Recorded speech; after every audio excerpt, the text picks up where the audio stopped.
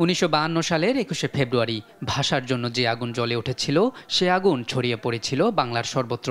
১৯৫৪ সালের যুক্তফ্রন্ট নির্বাচন, ৬৬ এর ৬ দফা এবং ৬৯-এর গণ-অভ্যুত্থানের সিঁড়ি বেয়ে ৭১-এর মার্চ বাঙালির জীবনে নিয়ে আসে নতুন মোড়। পাকিস্তানের শাসন, শোষণ, অত্যাচার, নির্যাতন, বৈষম্য থেকে মুক্তি পেতে দীর্ঘদিন ধরে বাঙালির আন্দোলন সংগ্রাম চলতে থাকে। আন্দোলন সংগ্রামের ধারাবাহিকতায় বাঙালি জাতি ১৯৭১ সালের মার্চে চূড়ান্ত পর্যায়ে উপনীত হয়। ১৯৭১ সালের ১ মার্চ সারা দেশই তখন অগ্নিগর্ভ। পাকিস্তানের তৎকালীন প্রেসিডেন্ট ইয়াহিয়া খান এদিন বেতার ভাষণে ৩ মার্চের গণপরিষদের অধিবেশন স্থগিত ঘোষণা করেন। এ সময় ক্ষুব্ধ ছাত্ররা ঢাকা রাজপথে নেমে প্রথমবার স্লোগান দেয়, বীর বাঙালি অস্ত্র ধরো, বাংলাদেশ স্বাধীন করো। পরে শেখ মুজিব ২ ও ৩ মার্চ তৎকালীন পাকিস্তানে সর্বাত্মক হরতালের ডাক এবং ৭ মার্চ রেসকোর্স ময়দানে জনসভার ঘোষণা দেন।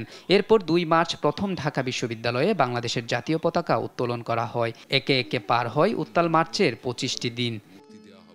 ২৫ মার্চ কালরাত্রিতে পাকিস্তানি হানাদার বাহিনী নিরস্ত্র বাঙালির উপর আক্রমণ চালায়। পরদিন শহীদ রাষ্ট্রপতি তৎকালীন মেজর জিয়াউর রহমান স্বাধীনতার ঘোষণা দিলে শুরু হয় সশস্ত্র মুক্তিযুদ্ধ। পথ প্রান্তরে পাকিস্তানি বাহিনীর বিরুদ্ধে তুমুল প্রতিরোধ গড়ে তোলে বীর বাঙালি। এক সাগর রক্তের বিনিময়ে ছিনিয়ে আনে একটি স্বাধীন দেশ, লাল সবুজের পতাকা। মোহাম্মদ আলাউদ্দিন, নিউজ ডেস্ক, দেশ টিভি।